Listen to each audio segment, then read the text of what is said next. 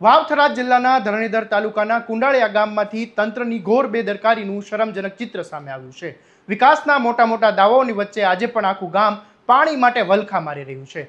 માત્ર માણસો જ નહીં પરંતુ અબોલ પશુઓ પણ પાણીના એક ટીપા માટે તડફડી રહ્યા છે અને સવાલ એ ઊભો થાય છે કે આખરે સરહદી વિસ્તારમાં લોકોની સમસ્યાનો અંત ક્યારે આવશે। આવો વિગતે વાત કરીએ સમગ્ર મામલા વિશે।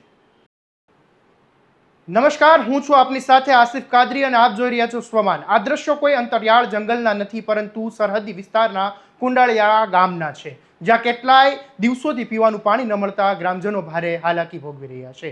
ગામમાં પાણીની ગંભીર સમસ્યાના કારણે લોકો રોજિંદી જીવનમાં ભારે મુશ્કેલીનો સામનો કરી રહ્યો છે। સ્થાનિકોના કહેવા મુજબ ચૂંટણી ટાણે નેતાઓ વિકાસના મોટા મોટા વાયદાઓ કરે છે, પરંતુ ચૂંટણી પૂર્ણ થતાં જ ગામ લોકોને તેમના હાલ પર છોડી દેવામાં આવે છે। અત્યારે જે અહીં અમારે પાકિસ્તાન બોર્ડર વિસ્તાર લાગે છે ત્યાં પીવાના પાણીની અત્યંત ગંભીર પરિસ્થિતિ છે। હમણાં તો 10 દિવસથી તો પાણી બિલકુલ આવતો જ નથી કે જે મેન નર્મદા કેનાલ બંધ થવાથી એના પછી જે અહીં જો કોઈ કદાચ સેવાભાવિક માણસ હોય એ જે પશુધન માટે ઓવાડામાં ટેન્કર નમાવે છે, બીજો તો કોઈ રસ્તો છે નહીં। પાણીની એટલી બધી પરિસ્થિતિ ગંભીર છે, માણસોને 1 કિલોમીટર સુધી પાણી ભરવા જવું પડે છે, અથવા કોઈ રૂપિયાવાળો કદાચ કોઈ દાનવીર હોય એ ગામમાં એક ટેન્કર લઈને આવે છે એના ઉપર ગામમાં વધારે નિર્ભર રહેવું પડે છે। એટલે પાણીની ખૂબ અત્યંત ગંભીર પરિસ્થિતિ છે અત્યારે। બનાસકાંઠામાંથી વાવથરા જિલ્લાનું વિભાજન થયા બાદ લોકોને આશા હતી કે હવે પાણી જેવી મૂળભૂત સમસ્યાનો ઉકેલ આવશે, પરંતુ વર્ષો વીતી ગયા છતાં હાલત યથાવત છે। પાણી આવે નહીં, મને તરસી વાળા ઠાલા પડ્યા, કોરા પડ્યા, કાયમ આનું આ ઉનાળો આવે ને આનું આ હોય છે। કેટલા દિવસથી પાણી આજ તો 15 દાડા થઈ ગયા, 15-20 દાડા થઈ ગયા પાણી નથી આવતું। તમે પાણી ક્યાંથી લાવો? હવે અમે ચોયા લઈ આવા, કોઈ ટંકર લેડાવા, કોઈ કેમ કરે, કોઈ કેમ કરે, એમ કરી નેટ જીવાવાળો છે।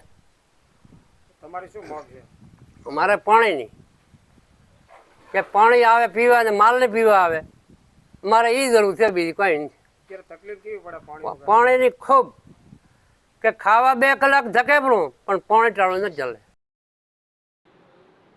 ગ્રામજનોએ તંત્ર પર ઘોર બેદરકારીના આક્ષેપ કર્યા છે। લોકોનું કહેવું છે કે માત્ર જિલ્લાઓ બદલાયા છે પરંતુ સરહદી વિસ્તારના લોકોની કિસ્મત આજે પણ બદલાઈ નથી, જેના કારણે આખું ગામ પાણી માટે રઝળપાટ કરી રહ્યું છે।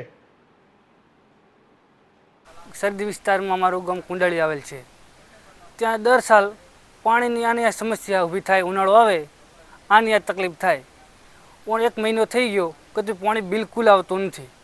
ગાયા તરસી મરે, માણસો તો હજી કોક પાણીનો વિચારતું લાવે, ગમે તે એનો પ્રશ્ન પીવા માટે ગમે તે પ્રશ્નનું સોલ્યુશન લાવે, પણ પશુધન નહીં જમેલો। અમે બધા પશુધન સાથે સંકળાયેલા માણસો છીએ, એટલે ખૂબ પાણીની તકલીફ પડે છે। આ શું અમે કેટલી વખત રજૂઆત કરી, હા થોડી 100 વખત, હર સાલ કરા 20 વર્ષથી રજૂઆત કરતાં કરતાં અમારા ડોકરાએ ઘાસી જાય ને અમે ઘાસી જઈશું સવારે, પણ આ પ્રશ્નનું સોલ્યુશન થાય એવું લાગતું નથી। શું આ સરકારને નથી દેખાતું?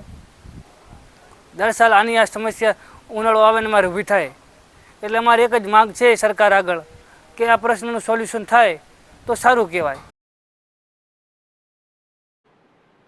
હવે ગ્રામજનોએ ચીમકી આપી છે કે જો પાણીની સમસ્યાનો કાયમી ઉકેલ નહીં આવે તો ઉગ્ર આંદોલન કરશે। હવે સૌથી મોટો સવાલ એ છે કે શું સરહદી ગામોના લોકોની સમસ્યાનો અંત માત્ર ચૂંટણી સુધી સીમિત રહેશે? શું તંત્રને કુંડાળિયા ગામની તરસ छिपावશે કે પછી લોકોને આમને આમ રીબાવવા માટે છોડી દેશે?